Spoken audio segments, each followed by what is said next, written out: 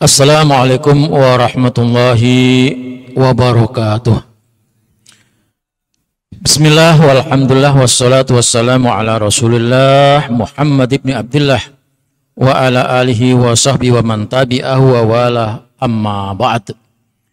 Jamaah salat zuhur yang dimuliakan Allah, kita baca kitab Al-Hikam Mutiara Hikmah yang ditulis oleh Syekh Ibnu Athaillah As-Sakandari. Mutiara Hikmah ini berkaitan dengan bagaimana memantapkan keyakinan kita kepada Allah, mengelola hati dan berakhlak yang baik kepada Allah maupun kepada sesama manusia. Mutiara Hikmah yang akan kita baca berbunyi Bismillahirrahmanirrahim. Arif nafsaka minat tadbir fama qama bihi ghairuka anka la takum bihi anta li nafsik. Terjemahnya, arif nafsaka minat tadbir, istirahatkan dirimu dari memprediksi, mengurus segala macam tentang sesuatu yang engkau inginkan. Boleh kita ngurus, tetapi jangan terlalu, karena kata ulama ini, faman qama bi ghairuka angka, apa yang sudah dikerjakan oleh selain kamu untuk kamu, la takum anta li nafsik, jangan kamu kerjakan karena itu bukan tugasmu. Artinya tugas yang sudah ditanggung oleh Allah, yang dijamin oleh Allah, sudah serahkan kepada Allah. Kamu jangan bermacam-macam.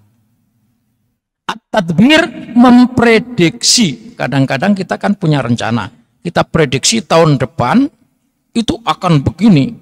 Silakan memprediksi.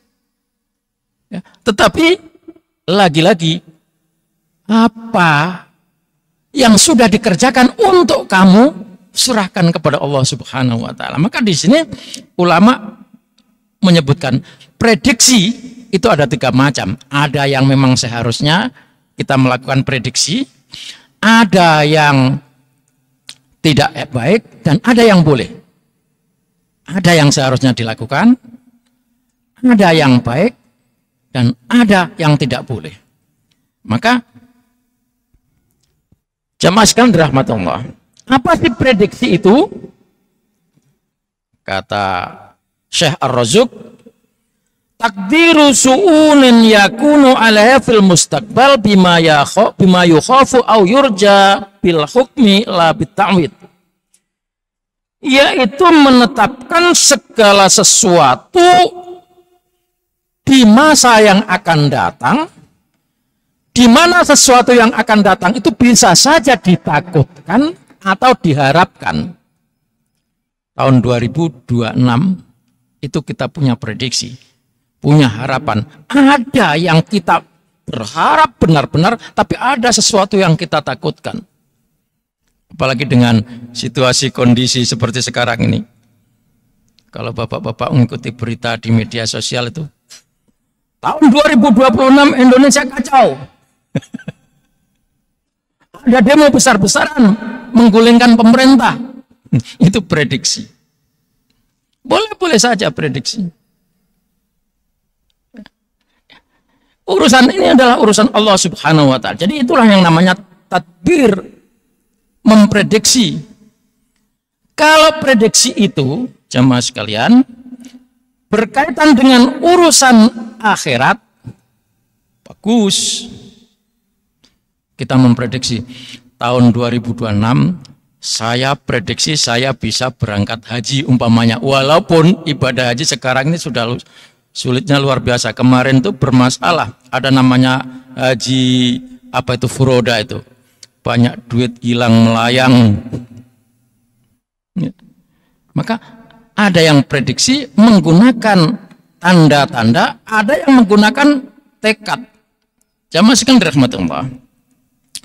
Faqtada kalamu anna tadbir ala salasati aqsam. Ketika Syekh ini mengatakan bahwa memprediksi itu adalah sesuatu hal yang biasa, tetapi di sini dibagi menjadi 3 macam. Qismun madmun, ada prediksi yang tercela. Yang kedua, wa qismun matlub, ada prediksi yang memang seharusnya dilakukan. Wa qismun mubah, dan sesuatu yang dibolehkan. Fa'amal qismul madmum, adapun prediksi yang tercela, fawalladhi yashabul jazmu wat tasmin, sawa'un kana diniyan au dunyawiyan lima fi min qillatil adab. Yaitu memprediksi sesuatu yang seakan-akan dia sudah memastikan, pokoknya pasti deh. Pasti. Kan ada yang memprediksi, menjamin. Saya jamin. Itu yang madhum. Tercela. Maka ketika kita punya harapan, kemauan kita kuat, harapan kita kuat, ajaran Rasul, katakan, ikuti, insya Allah. Nah, yang tercela itu tadi, percaya pede, terlalu pede, seakan-akan di belakang itu tidak ada kekuasaan Allah. Itu yang madmum, tidak diizinkan karena qillatul adab, tidak punya adab terhadap Allah Subhanahu wa ta'ala. Nah, yang model kayak gini nih membuat kita capek. Nah, itu jamaah sekalian dirahmati Allah. Nah, disinilah quote atau kata mutiara hikmah tadi, kalau yang sudah diurusi Allah, sudah serahkan saja kepada Allah. Jangan ikut-ikut. Maka setelah kita berencana, serahkan kepada Allah. Yang kedua, al-qismul matlub, prediksi, perencanaan yang matang. Al-matlub, memang seharusnya dilakukan. Fahuwa tadbiru ma kullifat bihi minal wajibat wa ma nudibat ilaihi minat ta'at ma'atafidil masyiyah wan nadrah wan nadar ila qadrillah, yaitu memprediksi rencana kita, merancang, lalu kita ini dalam hal-hal yang berkaitan dengan kewajiban dan ketaatan. Itu yang memang harus dituntut. Maka orang-orang yang ingin ibadahnya bagus itu harus punya rencana. Yang ingin pekerjaan bagus harus rencana, tidak boleh dadak-dadakan. Apalagi semua yang kita kerjakan, di mana pekerjaan apapun asal tidak melanggar aturan Allah, atau bisa saja ada contoh dari Rasulullah, tidak dilarang, maka pekerjaan-pekerjaan ini jatuhnya adalah ketaatan kepada Allah Subhanahu wa ta'ala. Maka niatkan setiap yang kita langkahkan, yang kita lakukan, ini adalah ibadah. Kerja, ibadah. Cari rezeki, ibadah. Berdagang, ibadah. Harus pakai perencanaan. Jadi terkait dengan kewajiban, bukankah kita mencari rezeki itu adalah wajib? Kalau sudah wajib berarti kan dapat pahala. Kalau nggak dilakukan, dosa. Maka ini juga harus dipakai perencanaan, tadbir. Itu yang wajib. Yang sunnah juga. Oh, tahun 2026 kalau saya punya niat ingin berkorban, itu direncanakan dari saat ini kita menabung. Nah, itu yang namanya tadbir yang diperintahkan oleh Allah Subhanahu wa ta'ala. Maka di sini Rasul menyatakan niatul mu'min khairun. Kalau kita sudah niat tadi, itu sudah dicatat oleh Allah Subhanahu wa ta'ala mendapatkan pahala. Kalau benar-benar terjadi, pahalanya double. Kalau enggak, tetap dicatat oleh Allah Subhanahu wa ta'ala mendapatkan pahala. Yang ketiga, yaitu al-qismul mubah, yang dibolehkan, fahuwa at-tadbir fi amrin dunyawiyyin aw tabi'iyyin ma'at-tafidil masyiah, yaitu kita merancangkan hal-hal yang boleh. Boleh apa? Ya apa saja. Tahun depan saya mesti ganti motor umpamanya. Itu kan boleh, mubah. Tahun depan rumah diperbaiki, itu mubah. Hal-hal yang mubah itu boleh, tetapi lagi-lagi sandarkan sesudah itu insya Allah. Nah, itulah jamaah sekalian.